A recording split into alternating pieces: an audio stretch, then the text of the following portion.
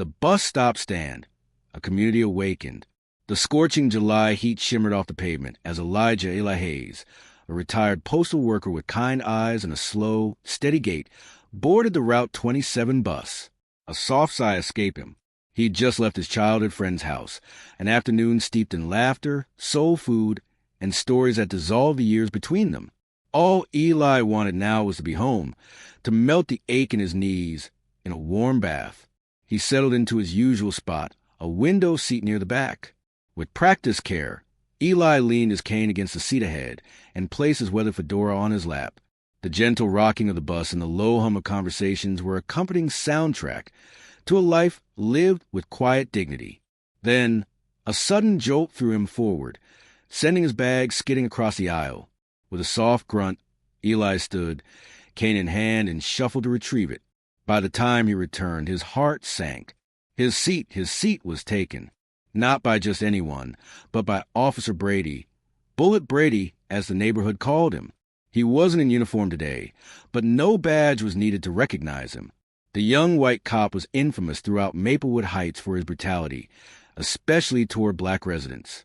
Dozens had filed complaints, yet none ever saw the light of day, thanks to his father, Police Chief Maxwell Brady. Eli blinked. On the floor, crushed beneath Brady's boot, was his fedora. He approached with quiet restraint and tapped Brady's shoulder. "Excuse me, son," he said softly. "That was my seat." Brady didn't even look up. "Didn't see your name on it. Old man. Try somewhere else." "I was sitting there," Eli said, keeping his voice level. Brady smirked. "Well, now I am. Get lost." Around them, a thick silence spread like fog. Eyes turned away. No one spoke. Eli gripped the rail to steady himself. "I can't stand the whole ride. I'm asking respectfully." Brady finally turned, his eyes cold. "You're lucky I'm not in uniform, because if I was, you'd already be cuffed." "I've done nothing wrong," Eli said, but even as he spoke, he knew it didn't matter. With Brady, it never did. Brady leaned in close. "Say one more word, and I'll drag your old black ass off this bus myself." Eli's hands trembled, but his voice didn't. "This isn't just about me. It's about what you do to this community. You think you can get away with anything because of your father? Not this time." Without drawing attention, Eli reached into his coat and activated the camera on his phone, letting it record from his pocket. "You threatening me now?" Brady chuckled, but the edge in his voice betrayed him. "I'm just telling you I'm not afraid." Brady's laughter erupted again, louder this time. "Man, you're just another nobody. I'll ruin you." He smiled as he said it. A woman near the front, Catherine, nervously stood. "Sir," she called out, "you can take my seat, please." Eli nodded gratefully, but didn't move. "Thank you, ma'am. But this is about more than comfort. I have to take a stand." Murmurs began spreading among the passengers. Heads turned back toward them. Eyes met. Then Brady snapped. He struck Eli hard across the face. Gasps erupted. The blow sent Eli stumbling into the pole. Brady grabbed his shirt, shaking him violently. "You think you can disrespect me? You think this bus full of nobodies can save you?" Just then, the driver slammed the brakes. The bus jerked to a halt. The driver, Marcus M. Jones, stood up, his eyes burning. "What the hell do you think you're doing?" Mac barked, storming down the aisle. Brady growled, "This isn't your business." Mac stepped between them, pulling Brady off Eli. "On this bus, it is." Brady swung wildly with rage. Mac ducked, then landed a solid punch that sent Brady crashing back into his seat. Chaos erupted. Screams, phones raised, a rising tide of disbelief. Brady staggered up, blood on his lip. "You're finished, man. I'll have you fired. Arrested. I'll bury you." "You're not a cop today," Mac said evenly. "You're a thug, and I don't allow thugs on my bus." He hit the door release. Brady stood frozen, shaking with rage. "You heard me," Mac said. "Get off my bus." When Brady didn't move, Mac shoved him hard. The officer stumbled off the steps, then turned back with a sneer. "You're all going to pay for this," he hissed. The doors hissed shut. Silence reigned for a moment. Then Eli sat down, slow and deliberate, blood on his cheek and resolve in his heart. He reached into his coat, stopped the recording, and glanced at the screen. Clear video, clear audio, every threat, every slur was all there. He looked out the window as the bus rumbled forward again. This time, he knew he wasn't the only one watching. The domino effect of courage. Later that night, Eli uploaded the video, adding a caption that detailed Brady's vicious nature and his father's complicity. Within 24 hours, the video went viral. The community, though not surprised by Brady's behavior, was shocked that he had attacked an elderly man. Eli was hailed as a hero for his courage, and Mac was lauded for his swift intervention. The video was shared endlessly, sparking hundreds of comments of outrage and solidarity. Many shared their own painful experiences with Brady's injustices, recounting how other officers had been powerless due to the chief's threats and influence.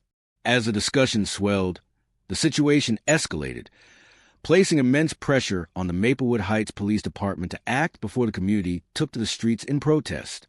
The public demanded accountability and justice, and the police could no longer ignore the problem. A disciplinary hearing was convened for both Bullet Brady and Chief Maxwell Brady. Bullet was charged with assault on civilians, false arrests, and manipulating evidence. Chief Brady was accused of negligence, covering up his son's misconduct, and creating a hostile work environment for officers who dared to speak out. Bullet Brady was dishonorably discharged from a police force, losing his badge and now facing civil lawsuits from past and present victims. His father was demoted 3 ranks, stripped of his power, and placed under the authority of a former subordinate. A collective sigh of relief swept through Maplewood Heights.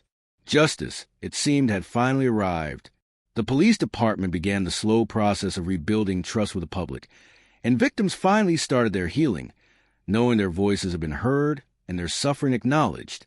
The case became a shameful chapter for the Brady family, who, consumed by their power, had believed themselves invincible. Bullet Brady deeply regretted his bullying behavior and abuse of power, especially physically assaulting Eli. He wished he could turn back time, but it was too late. His life, as he knew it, was over, and he had to live with the consequences. Beyond justice, building lasting change. Eli, meanwhile, felt an immense sense of relief and profound happiness. The community was finally free from the tyranny of Bullet Brady, and people could now live without fear. As calm slowly returned, Eli knew his fight wasn't entirely over. Though the Bradys were removed from power, the wounds of years of intimidation ran deep.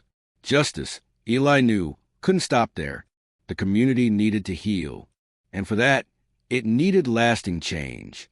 With the support of other victims and Mac, Eli decided to create a local association dedicated to defending citizens' rights against abuses of power. They organized community meetings where everyone could share their stories, their pain, and support each other. These gatherings became a space for liberating expression, and the association quickly gained influence. With funds raised and growing support, they began to push for reform within the police department. The new chief, aware of the importance of restoring trust, agreed to introduce new measures of transparency and accountability. Workshops were implemented for officers, aimed at reforming the culture of fear and silence that had reigned for too long. Change was slow, but perceptible. As for Bullet Brady, stripped of his privileges, he found himself isolated, despised even by those he had once supported. Regret continued to haunt him, but he was no longer in a position to repair the damage he had caused. He tried to disappear, but the community did not easily forgive the abuses of power that had marked so many lives. His father, once all-powerful, was reduced to a bitter man trying to reintegrate into a system he had long dominated. Years later, Eli, now a respected figure for his resilience and commitment, received a medal from the city for his contribution to social justice. In his speech, he declared that although the road had been difficult, the community had proven that solidarity could triumph over fear. And so, this chapter of their story closed not in bitterness, but in the rebirth of a stronger community, united by the fight for truth and justice. Eli, for his part, was finally at peace, knowing his actions had had a lasting impact on the lives of many citizens, and that the next generation would grow up without the fear of oppressors. What are your thoughts on Eli's courageous stand and the community's response. Do you believe stories like this can inspire real-world change? Share your insights